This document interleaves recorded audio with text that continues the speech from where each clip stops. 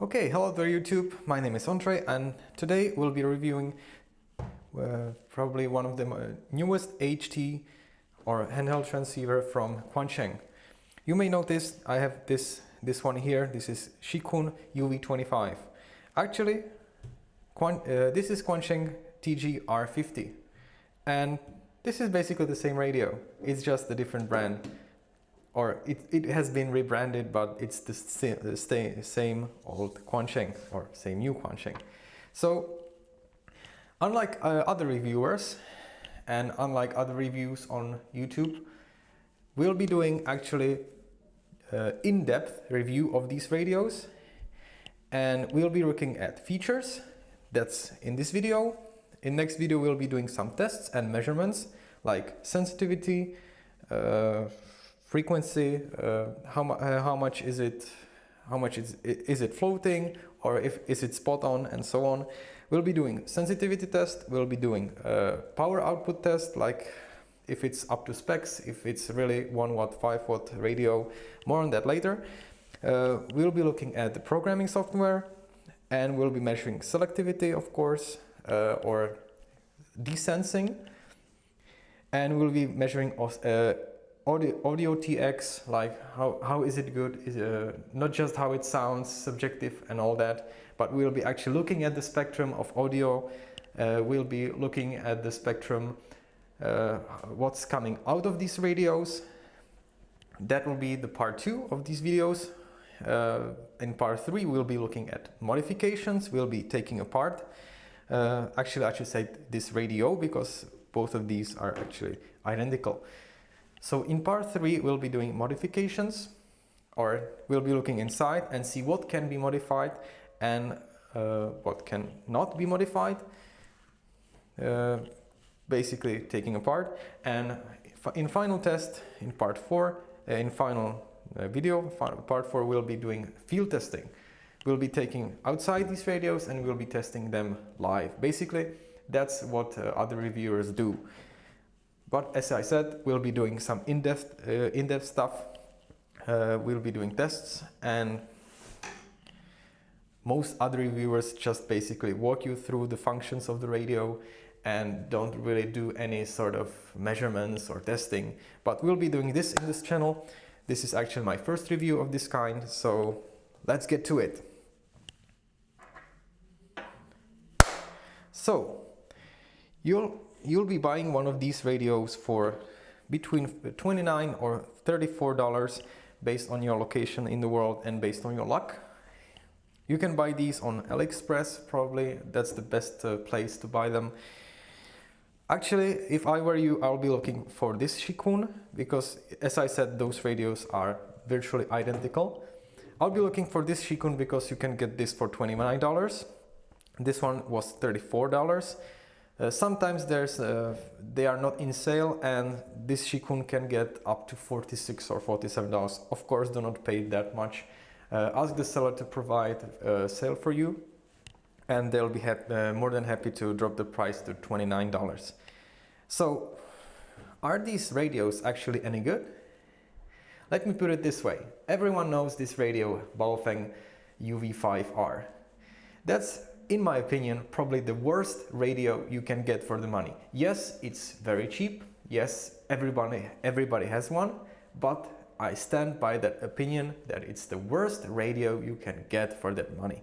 Why? Because it's deaf. It's completely deaf. Deaf like an onion. I just can't think of this expression, but it's deaf. Anyway, you can. Once you put it in a city environment, in a really rough RFI city environment, it can't handle even strong signals. It's unusable in that kind of environment. This Quansheng, even though it's priced very similarly to this UV-5R, actually can handle most RFI you can throw at it, or you'll be throwing at it. There are, of course, a list of disadvantages for this radio. I've written down at least 12 disadvantages. We'll be going through them one by one at the end of our course, and probably We'll be going through some of them at the end of this video and progressively go them through this in-depth course, four-part course. Okay, so let me start with so I've been talking 5 minutes and there's no actual testing yet, so so let's get to it. Let me turn up this one, as I said, or actually no. Let me turn down this one. First up, let's look at them. 2 contacts. What does it say to you? That the battery might be 3.7 volts? Actually, when you look at it, it says DC 3.7 volts, 3000 milliamp hours. That's of course a pile of horse crap. As we know, those batteries are 7.4 volts. I don't need to even measure it because I already did. Even though it says 3.7 volts, 3000, whopping 3000 milliamp hours, it's a total horse poop. Why? Because it's Chinese radio basically, and Chinese have to exaggerate sometimes. We can look at this one. This has a different stamp here.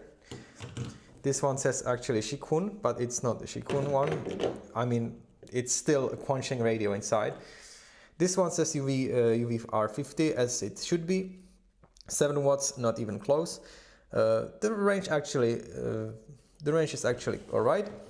And this battery is even further. This actually goes 7.2 volts, which is correct, but 3,300. Okay, let me try to. Okay, 3,300 milliamp hours. I mean, this weight like something like not even 100 grams. I mean, there's no lithium battery in the world which has this kind of weight and this kind of capacity, so not even a chance. Actually, to make things easier, I've tested both of these batteries and both of them comes close to 1,400, 1,450 milliamp hours per cell. Basically, there are 2 cells inside and both of them are 1,450. That means 7.2 volts, 1,450 milliamp hours. That's the real capacity of those batteries. So that's it. But second point, I unfortunately do not have Baofeng UV-5R with me today, but as you can see, the locking mechanism, I'll be demonstrating like this. It locks itself very well. There are no actually UV-5R had this issue where if you dropped it, one of these I don't know how it's called but one of them would break and then the battery would not lock itself properly. But on this radio and on Baofeng UV-B5, which I'll be showing to you as well during the course of this review, those pins are metal. So they are not, and actually they are on the bottom of the radio, so, sorry, on the bottom of the battery, so they are not coming back, I mean, they are not coming, they are not getting to break anytime soon. And actually, the contact area is very well made on this one. Unfortunately, there's no middle contact, so that means it's not that easy to balance the cells inside. But I suppose there's either balancing circuit inside or quite possibly there's not even any balancing necessary. Okay, enough talking. Let's get to it. So, of course, you turn on these radios by this dial. That's self-explanatory. Everyone can see that. And we have 2 lines, of course, as we are well used to from Baofeng UV-5R.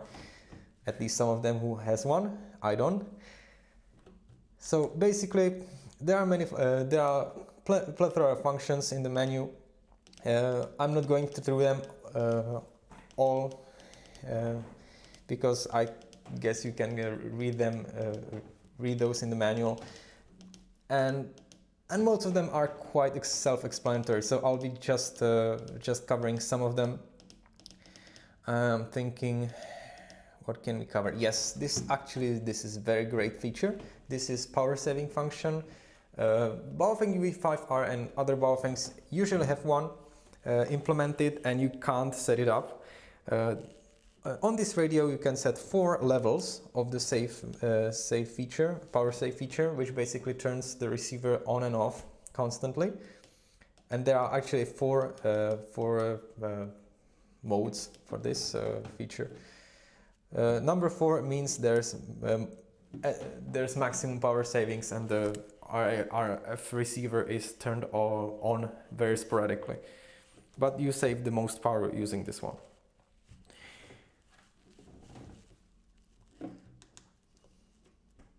Well, and as you are probably used to from Baofeng UV-5R, this button, VFO-MR, it means variable frequency oscillator and memory registers. This button switches between memory mode and basically the tuning mode. Actually, there's one problem with it. I'm sure if you have 5R, it's not a problem for you, because 5R is the same basically. But I'm coming from B5, which basically lets you choose for each row. You can select either VFO or MR. I'll be showing that. And this one actually switches both of these rows. So it's not really ideal, because sometimes you want MR on one row and VFO on the other. And this one actually doesn't allow that. So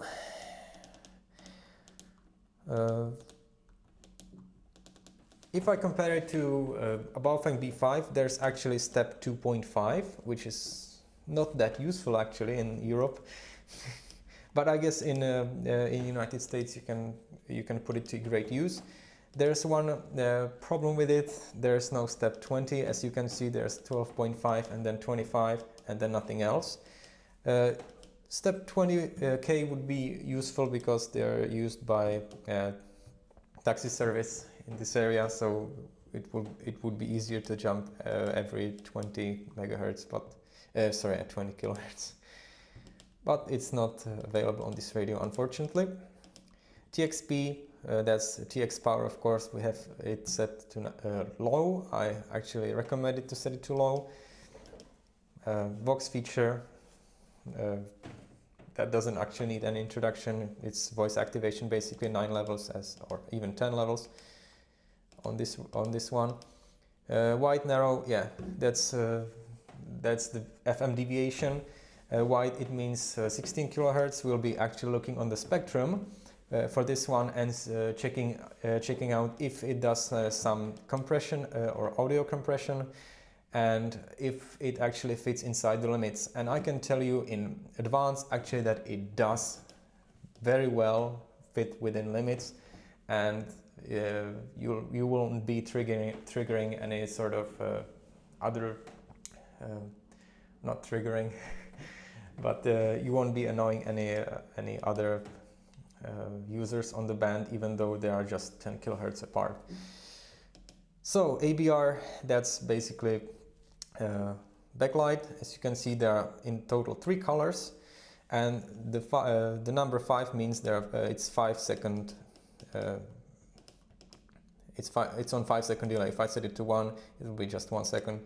I prefer to set it to 5 because 5 is just the optimal. TDR, it means both frequencies on both rows are being monitored simultaneously. Beep, it means, of course, it's actually not a Roger beep. It's just, let me turn it on. I guess now it makes sense. It's a key beep. I keep it off because it's annoying. TOT, tone end of transmission. There's actually one problem with it. It can't be turned off.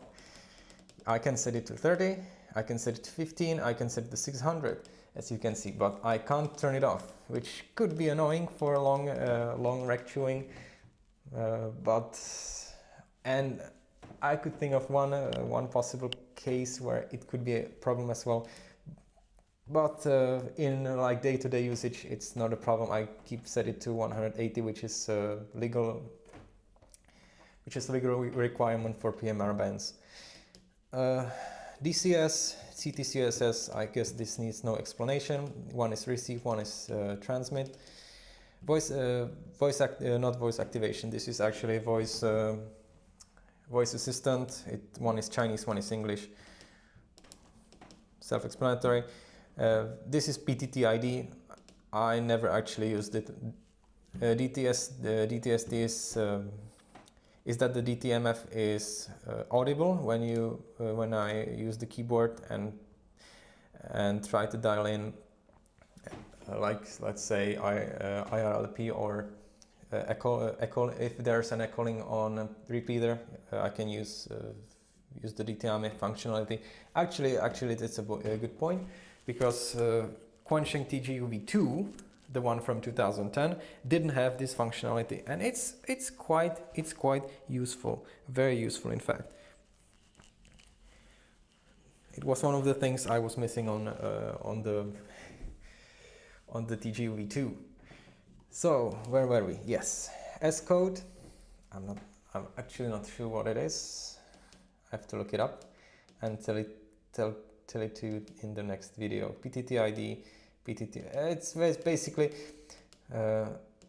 all of these functionalities you don't really need.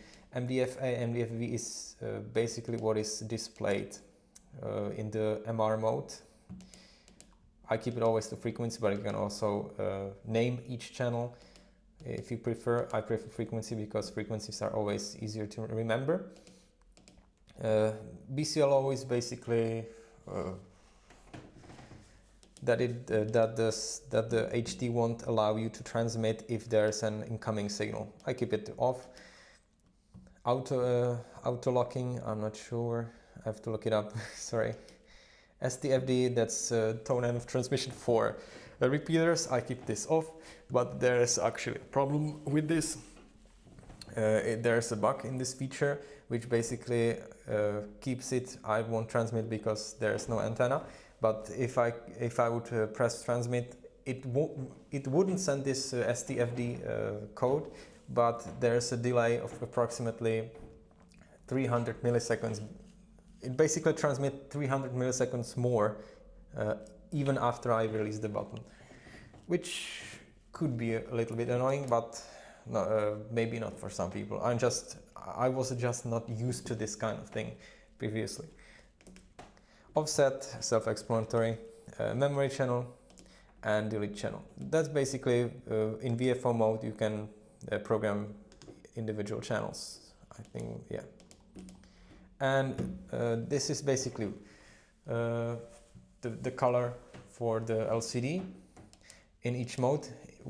WT, it means wait, and this is named as purple even though it's blue, and it actually is blue. This is sky blue, and this is green. I keep it to this one. Even though it says purple, it's blue because it's the lowest intensity for night use, but you can always turn it off. It's all right. RXlet, it's the color for receiving. You can set this individually to green if you like. I just prefer to turn it off. And TXlet, self-explanatory.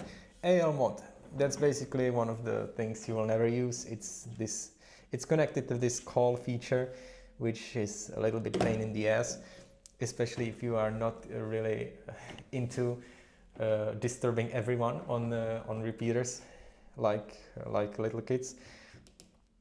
This basically is you can set it to tone, code, or site, and I guess it when you press this call feature, which as I said it's not really useful for ham use, it transmits some code using DTMF. I haven't really figured it out yet, but it's not really useful. Band UHF, VHF. Never actually used this one. You can simply switch using this band button. Not sure why this is in the settings in the first place. TDR AB. Oh, actually, I take it back. I take this SFTD back. SFTD, sorry about this. SFTD is, yeah, that's the direction of the offset. Of course, I meant STE. STE is the tone for the repeater. I keep this off, and even though it's off, there's a delay when you release the button. RPSTE is it's setting for the STE. RPT release. Pon MSG is basically the welcome message. I can show you actually this is Shikun, as you can see, and if I set it to MSG, this is welcome message, and if I turn it on, it says Quansheng. So this is actually Quansheng radio, which is great. So I'll just keep it to full. If I set it to full, it will show it like this, no advertisements necessary. Roger, Roger beep, and that's it. And this is just reset the whole radio. So basically this is the 21-minute walkthrough throughout the functions.